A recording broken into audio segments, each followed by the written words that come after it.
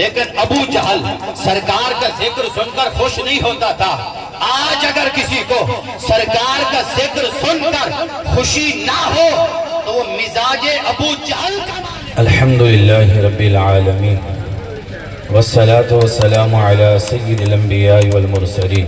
درود پاک الصلاة والسلام علیک یا رسول اللہ وعلی آلک و صحابک یا حبیب اللہ۔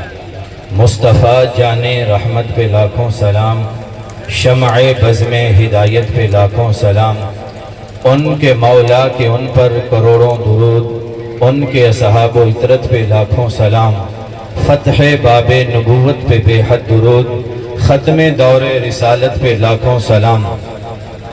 حمد و صلات کے بعد دعا ہے اللہ تعالیٰ چودھری رضوان اختر آرائیں صاحب نے اس خوبصورت محفل پاک کا انعقاد کیا۔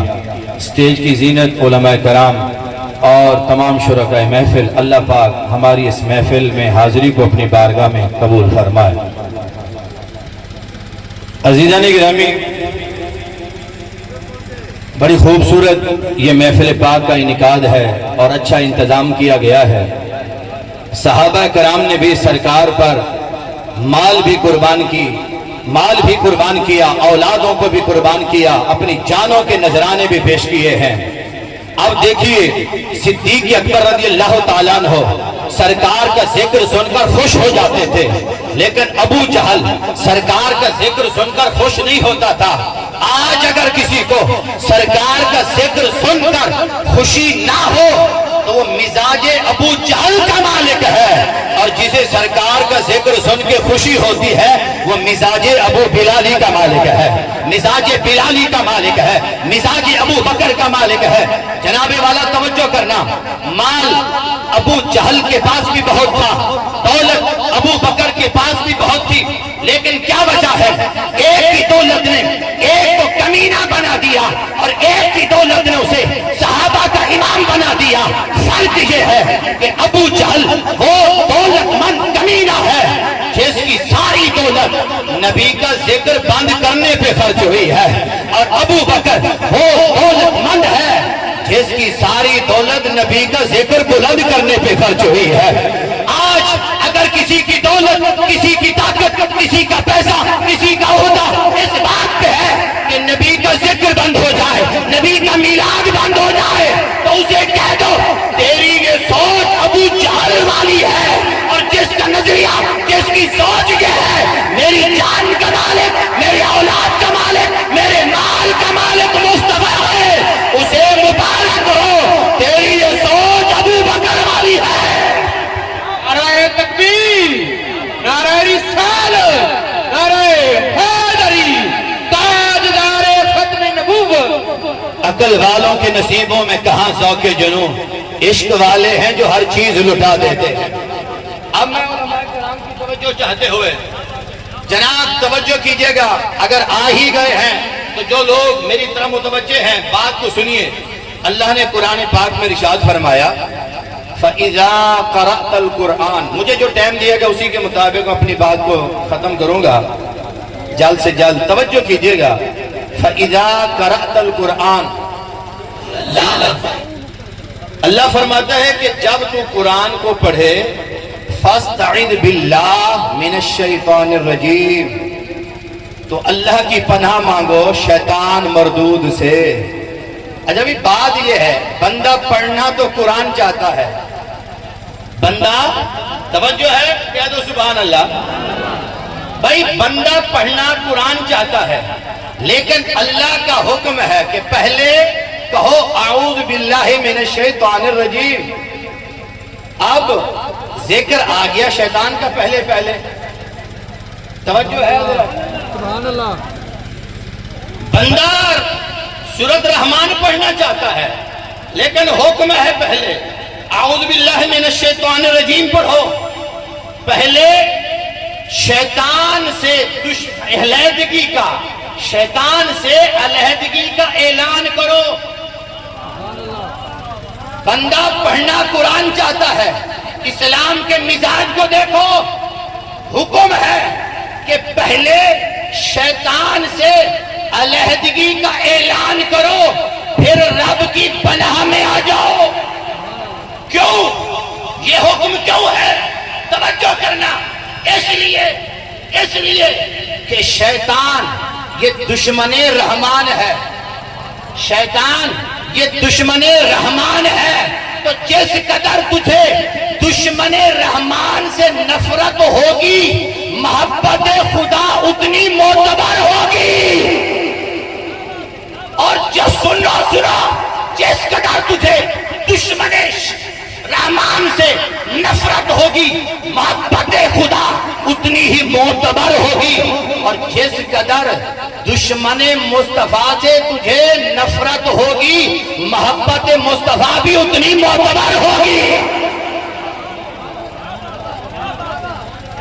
یاد رکھیے کہ بات کو، اگلی بات بھی سن لیں، اگلی بات سن لیں، ہمیں حکم ہے کہ شیطان سے بچو، توجہ ہے بھائی، آپ کہہ دو سبحان اللہ، ہمیں حکم ہے شیطان سے، بولو شیطان سے بچنے کا، ہمیں حکم ہے کہ شیطان سے بچو۔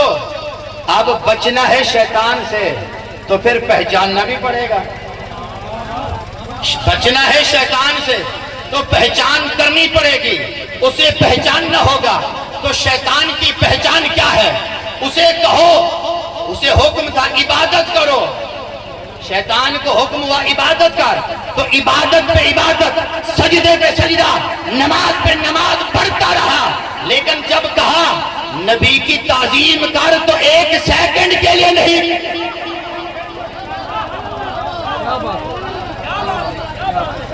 شیطان کو کہا گیا ابلیس کو عبادت کر، عبادت پہ عبادت، کروڑوں سال عبادت پہ عبادت، عبادت پہ عبادت، لیکن کہا نبی کی تعظیم کر تو ایک سیکنڈ میں کرنے کو تیار نہ ہوا۔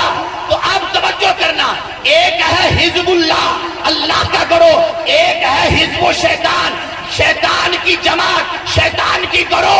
اب ہمیں شیطان کی جماعت کو پہچاننا ہو تو کیا کرنا ہوگا؟ تو جناب ہمیں دیکھنا ہوگا شیطان کے طریقے کو، کہ شیطان عبادت پہ عبادت کرتا ہے تو اس کی جو جماعت ہوگی تو اسے دیکھو، وہ عبادت پہ عبادت بھی کرے گی، نماز پہ نماز پڑھے گی، گلی گلی نگر نگر تقوی اور عبادت کا تبلیغ کا درس دے گی، لیکن جب کہو گے نبی کی تعظیم کی بات کرو تو انکار کر دیں گے۔ تو جو اس کا انکار وہی ان کا انکار، جو اس کا رزلٹ یہی ہے، جو اس کا انکار یہی ان کا انکار، اس کی جماعت کا، اس نے بھی نبی کی تعظیم نہیں کی، یہ بھی نبی کی تعظیم کرنے کو تیار نہیں، تو جو اس کا رزلٹ ہے یہ اسی کا بھی وہی رزلٹ ہے۔ تو ہمیں حکم ہے ان سے بچنے کا، تو اپنے آپ کو ایسے شیطان کے حملوں سے بچا کے رکھو، اور پھر یاد رکھو تم نے مر جانا ہے، مرنے کے بعد یہ کوئی تعلق جو آج دنیا کے ہیں یہ کوئی کام نہیں آئے گا، مرنے کے بعد اگر کوئی تعلق کام آئے گا تو مصطفیٰ کا آئے گا۔ آج اپنی زندگیاں، اپنی سانسیں حضور کے نام کر دو، اپنی اولادوں کو حضور کے نام کر دو، اور اپنی زندگی کا مقصد گزارو، حضور کے عشق میں گزارو۔ اور میں آخری پیغام کے ساتھ کہ یاد رکھ لیں قادیانی کافر ہیں، ان سے دوستی حرام، ان سے تعلق حرام، ان سے رشتہ داری حرام، ان سے کسی بھی پہلو اور اعتبار سے کوئی بھی تعلق رکھنا جائز نہیں ہے۔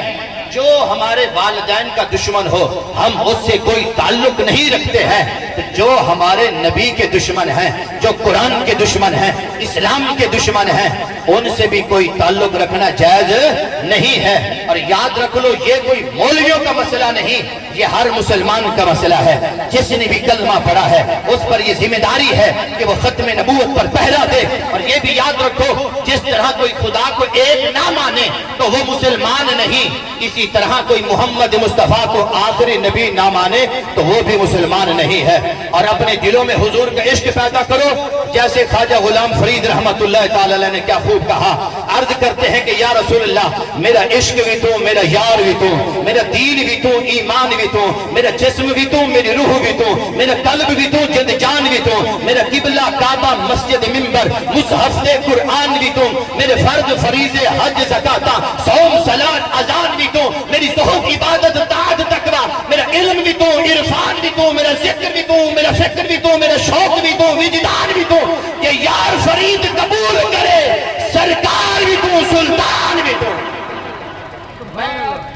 بات ہے مفتی صاحب. جتنا مجمع بیٹھا ہے میری طرف توجہ کیجئے گا حضرت. آخری بات توجہ کیجئے گا. آخری بات اور اہم میسج، آخری بات اور اہم میسج ہے. میں اس بھرے مجمع سے پوچھنا چاہتا ہوں، اگر اللہ